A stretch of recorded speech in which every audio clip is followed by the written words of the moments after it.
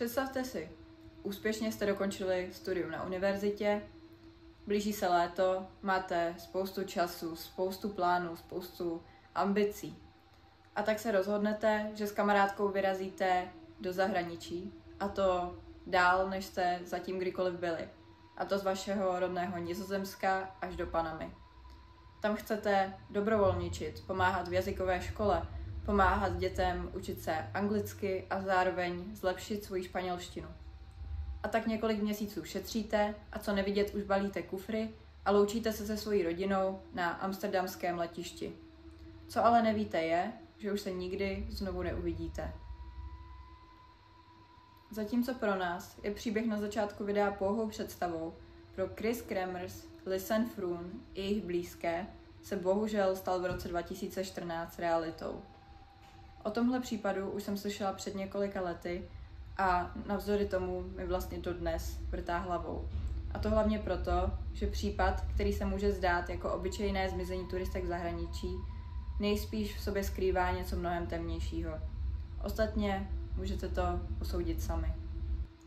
Bylo 15. března 2014, kdy se Kris, které tehdy bylo 21 let, a Lisanne, které tehdy bylo 22 let, rozloučili se svojí rodinou na amsterdamském letišti. Odtamtud už dále cestovali do vzdálené Panamy, konkrétně do letoviska, které se jmenuje Colón. Tam se seznámili dokonce se 2 dalšími muži, náhodou také z Nizozemska, a pak už 29. března putovali do své finální destinace, a to konkrétně do Boquete. Zde se měli ubytovat u své hostitelky Miriam, kde dále měli trávit čas během toho, co dobrovolničili v místní škole, kde měli pomáhat dětem s výukou angličtiny a zároveň to brali jako příležitost dokonalit svou španělštinu. Při příjezdu do Boquete ale dívky zjistily, že nic nejspíš nebude tak, jak si naplánovali a jak si představovali. A to proto, že v místní škole navzdory předchozímu potvrzení a navzdory předchozí domluvě jim oznámili, že nejsou připraveni ji následující týden přijmout. Lisanne o tomto zklamání napsala i do svého deníku, kde zároveň popsala, že Kris nepůsobí příliš dobře, že je nejspíš nemocná a tráví hodně času v posteli. Lisanne tehdy konkrétně do toho deníku napsala: Sedím tu a tečou mi slzy. Výhled nahoru je krásný, hostitelská rodina je milá a dům je prostorný. Navíc tu jsem s Kris, se kterou jsme si blízké. I tak ale chci zpátky domů. Předchozí 2 týdny jsem neměla problém a najednou šílím. Asi nezvládám ten rozdíl mezi dovolenou a reálným životem v reálné panamské rodině. Je to na mě moc. Byla jsem naivní, když jsem si myslela, že tohle můžu zvládnout. Jen chci, aby mě máma s tátou obejmuli a řekli mi, že to bude v pořádku. O den později napsala: Slzy jsou pryč, ale pořád se v téhle rodině cítím jako naprostý vetřelec. Ačkoliv se Lisanne necítila zrovna nejlíp, Miriam, jejich hostitelka, obě dívky popsala úplně naopak. Řekla, že byly neustále veselé, energické a hnedka, co se dozvěděli, že nemůžou do školy příští týden nastoupit, začaly si dělat jiné plány. Tím se také dostáváme k osudovému 1. dubnu, tedy dnu, kdy byly Kris a Lisanne naposledy spatřeny živé. Tento den, brzy ráno, si Kris a Lisanne zabalili batoh věcmi, které si balí na výlet nejspíš každý z nás. Vzali si sebou vodu, nějakou svačinu, hotovost a podobně. A pak už je místní viděli v lékárně, jak si údajně kupují repelent. Záznam této události z kamery v lékárnách nikdy nebyl dohledán a údajně měl být smazán. Kris a Lisanne si pak objednali taxi, přičemž právě taxikář je měl odvést na začátek stezky Il Pianista. Tahle stezka je dlouhá sice jenom zhruba 3 až 4 kilometry, ten terén je tam ale vlastně natolik strmý a náročný, že ten výšlap obvykle trvá třeba až 4 hodiny. Taxikář uvedl, že je na začátku této stezky měl vysadit ve 13:40. Zároveň je nejspíš poslední osobou, která je viděla kdy naživu. Pes Blue, který dívky měl na stezce doprovázet, se večer vrátil úplně sám. Právě toho 1. dubna večer, kdy se dívky nevrátí domů, nikdo jejich zmizení příliš neřeší, a to ani jejich hostitelka Miriam. Věci se dají do pohybu až další den ráno, a to když se dívky nedostaví na domluvený sraz s místním průvodcem Felicianem Gonzálesem. Právě s ním jim tak trošku jako kompenzaci ta jazyková škola domluvila, že jim udělá vlastně prohlídku místní farmy. Dívky se ale pochopitelně na ten sraz nedostaví a Feliciano, který se dobře zná s jejich hostitelkou Miriam, tak se vlastně vydá k tomu jejich domovu. Tam klepe na dveře, ale nikdo mu neotevírá, takže se rozhodne Miriam zavolat. Tam mu řekne, kde schovává náhradní klíče a řekne mu, že se klidně může podívat dovnitř, jestli tam dívky nejsou, protože ona si sice všimla včera večer, že nedorazily, ale vlastně si řekla, že se nejspíš jenom někde zdrželi a šla spát. Těžko říct, co tam Feliciano v tom domě dělal. Každopádně policii se ozývá až večer a nahlašuje zmizení dívek. Policie pak vyslýchá obyvatele Boquete a ti, kteří bydlí v okolí džungle, uvádí, že večer slyšeli křik. V následujících dnech začíná rozsáhlé policejní pátrání, kdy policejní jednotky s pomocí psů, ale také skupin dobrovolníků pročesávají džungli. A v čele těchto dobrovolníků není nikdo jiný než právě Feliciano González. Ten, navzdory tomu, že tvrdí, že dívky nikdy neviděl, nikdy s nimi nemluvil a vlastně je vůbec nezdá, se v případu až tak podezřele iniciuje a zároveň policii téměř okamžitě zavede ke stezce El Pianista. A to navzdory tomu, že tehdy nebylo nikomu známé, že by se dívky rozhodly vydat právě tam. Zároveň se často baví s reportéry a vykládá jim svoje různé teorie a kritizuje průběh vyšetřování. Vzhledem k tomu, že obyčejné policejní pátrání nikam moc nevede, jsou do vyšetřování nasazeny i helikoptéry. Ty ale taky nějak zvlášť nepomůžou kvůli zhoršenému počasí a taky kvůli velké hustotě lesa. Zároveň přilétají na Panamu rodiče Chris a Lisanne, kteří nabízejí odměnu $25,000 za jakékoliv informace, které povedou k nalezení jejich dcer. Pátrání ale nadále pokračuje neúspěšně a tak už 13. dubna, necelé 2 týdny po ztrátě Chris a Lisanne, jsou staženy veškeré pátrací jednotky. Rodiny dívek bohužel žijí v beznaději a strachu ještě další 2 měsíce. Během těch policie dostane několik anonymních tipů, ale ty nikam nevedou. A to včetně 16. května, kdy někdo nahlásí nález 2 koster v džungli, kde ale na daném místě nikdo nic nenajde. Zlom přichází až 14. června, protože tehdy je nalezen batoh. Batoh patřící Chris a Lisanne. Stejně jako se samotným zmizením Chris a Lisanne je s nalezením jejich batohu spojeno mnoho neobjasněných okolností. Žena, která batoh našla, tvrdí, že ho sebrala, utíkala ho ukázat manželovi a pak se společně na to dané místo vrátili. Naopak její manžel ale policii u výslechu tvrdil, že celou dobu byli spolu a že batoh spolu i našli. Co je na tom ale nejpodivnější, je nejspíš to, kdo vůbec tento nález nahlásil. Nebyl to ani jeden z manželského páru. Byl to Domenico González, bratr zmiňovaného průvodce Feliciana Gonzálese. A právě Domenico González je zároveň zaměstnavatelem tohoto manželského páru i mnohých dalších obyvatel Boquete. A to proto, že rodina González je zde velmi vlivná a vlastní mnohé rozsáhlé pozemky, které zasahují právě až sem do džungle. Nyní si ale pojďme říct, co se v tomhle batohu vůbec našlo. V tom batohu se nacházela poloprázdná lahev, $87 a k překvapení mnohých i podprsenky dívek. A ty podprsenky, stejně jako ten batoh, byly naprosto netknuté a dokonale suché. A to navzdory tomu, že se měly 2 měsíce nacházet během období dešťů v džungli. Navíc nezapomeňme na to, že ten batoh byl nalezený na kameni v korytě řeky. A to koryto řeky bylo mimochodem už předtím několikrát prohledané právě těmi dobrovolnickými týmy. Asi nejdůležitější, co se v tom batohu našlo, jsou mobily dívek a taky jejich foťák. Protože obsah těchto zařízení udělal tento případ ještě mnohem tajemnější, než byl doteď.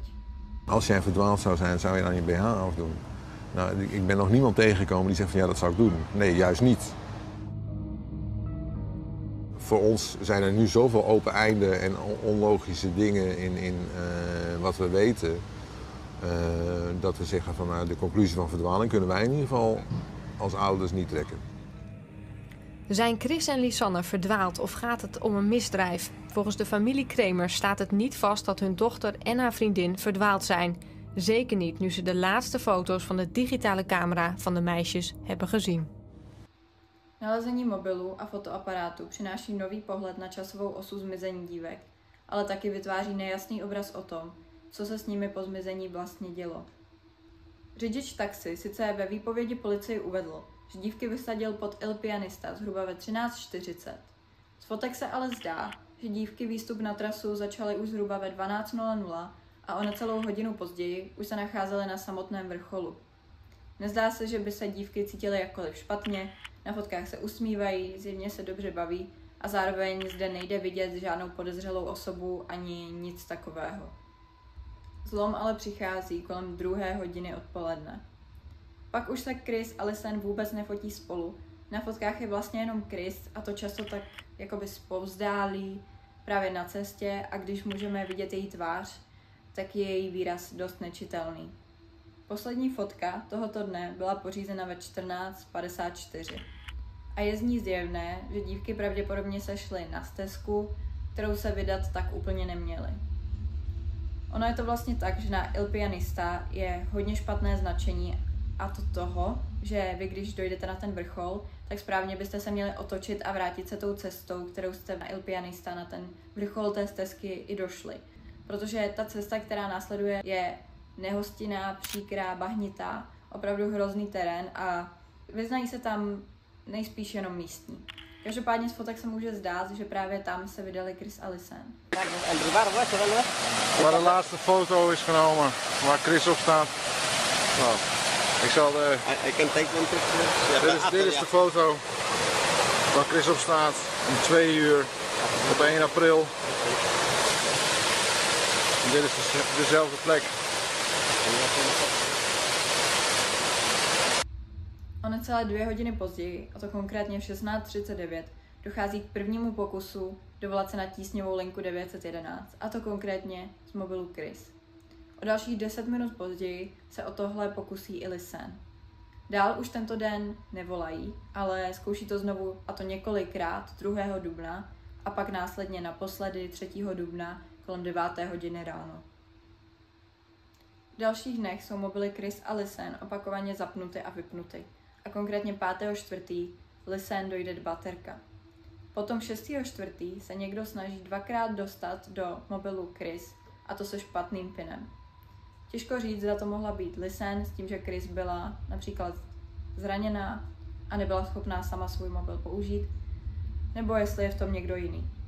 Názor si můžete udělat sami, každopádně v následujících 3 dnech bylo takových pokusů ještě 77. A pak 11. dubna byl Chrisin iPhone zapnutý a vypnutý naposledy. Aktivita na mobilech dívek není jediná podezřelá. Co k případu přitáhlo opravdu hodně pozornosti a vzbuzuje hodně otázek, jsou fotky pořízené v noci 8. dubna. Ty většinou zachycují jakýsi detail, nebo ne detail, ale pohled na krajinu, zkrátka noční krajina nebo možná noční obloha, do které zasahuje kus nějakého křoví, nějakého listí. Jsou tam takové zvláštní světelné body, na některých těch fotkách jdou vidět i nějaké kameny. Ale co je asi nejvíc nepokojící, jsou fotky, které zdánlivě zachycují Chrisiny zrzavé vlasy, nejspíš ze zadu hlavy. Teorií ohledně těch fotek je mnoho. Četla jsem třeba takové, kdy lidé si myslí, že si dívky chtěly posvítit tím bleskem foťáku na cestu.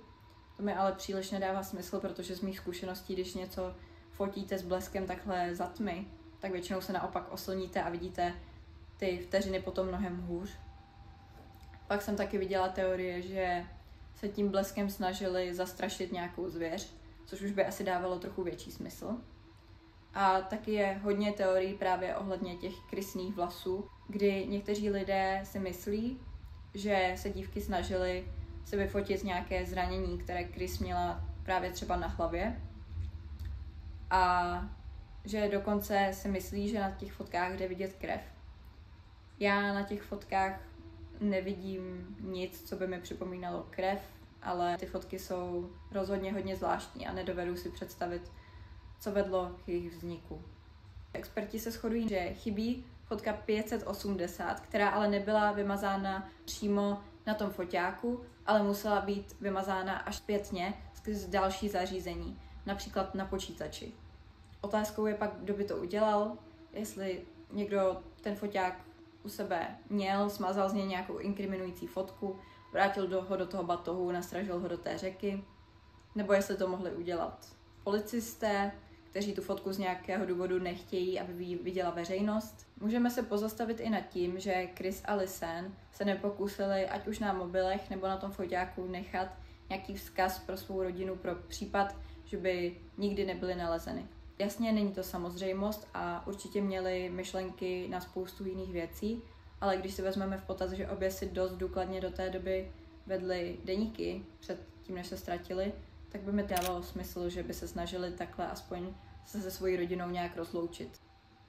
Ačkoliv džungle byla všemi směry několikrát prohledána dobrovolníky i policisty, hnedka pár dní po nálezu batohu, 19. června, dochází k dalšímu zásadnímu zlomu a nestojí za ním opět nikdo jiný než průvodce Feliciano González. Feliciano totiž na policii nahlásí, že v lese našel kus pánevní kosti. A toto pánevní kost je bohužel později identifikována, že patří Chris. Zároveň je pak nalezena i bota, pohorka, ve které je zbytek nohy od kotníku dolů a ten patří Lisanne. Tyto dva drastické nálezy spustí úplnou lavinu a najednou spoustu místních hlásí na policii nálezy celé řady, ať už různých úlomků nebo celých kostí, v různých místech po celé džungli, a to včetně míst, které jsou 12 hodin vzdáleny od trasy El Pianista. Co je opravdu znepokojivé je, že se našel kus rolované kůže, patřící Lisanne. A ten byl úplně nepoškozený. To vůbec neodpovídalo tomu, že měl 3 měsíce ležet v džungli, kde ho kdykoliv mohli ohlodat divoká zvířata. Podobný případ jsou i Lisanniny kosti, na kterých byly stále ještě kusy masa. Pravým opakem jsou pak ale kosti Chris. Ty byly naprosto holé a ta její pánevní kost je doteď velkou záhadou, protože se zdá, že byla nějakým způsobem vybělena. K tomu může dojít působením slunce, ale určitě ne ve stinné džungli a za tak krátký časový úsek. Zároveň se našly její šortky, složené na kameni, opět dokonale suché. Zkrátka zvláštní.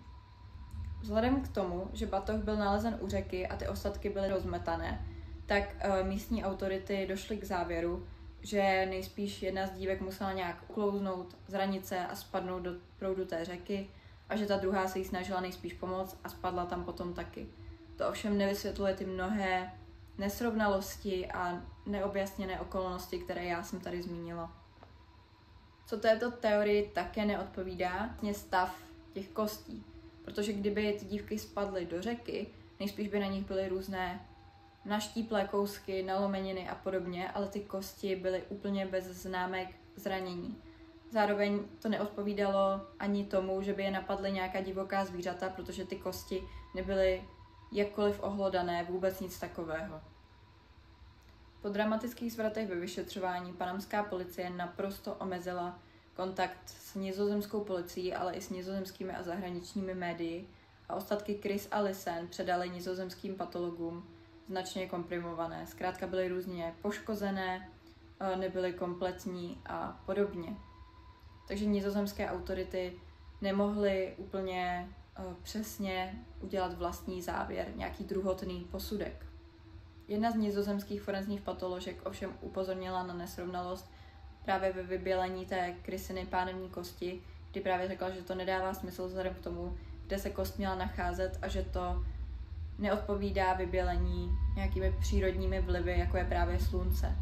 Zároveň ale řekla, že nikdy nebude schopná nějak posoudit, jak té smrti došlo, protože těch ostatků není dostatek a nejsou ve stavu, kdyby z nich šlo vyvozovat nějaký jednotný závěr. Ale ten závěr přitom panamská policie vyvodila a uvedli, že pravděpodobně šlo o nehodu, ten případ takto smetli ze stolu a uzavřeli ho, ačkoliv je tam právě mnoho nesrovnalostí. Podobně byl uzavřen i další případ související se zmizením Chris a Lisanne, a to konkrétně případ smrti Právě toho taxikáře, který Chris a Lisanne vezl k El Pianista.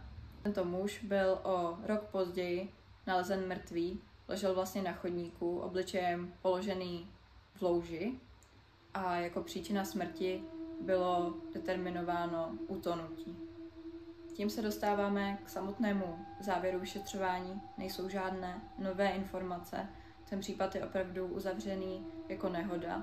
Je ale potřeba uvědomit si, že pro blízké Chris a Lisanne to takhle nikdy neskončí a ten případ je pro ně vlastně stále otevřený, protože oni nikdy nedostali žádné uspokojivé řešení toho, co se vlastně jejich dcerám stalo.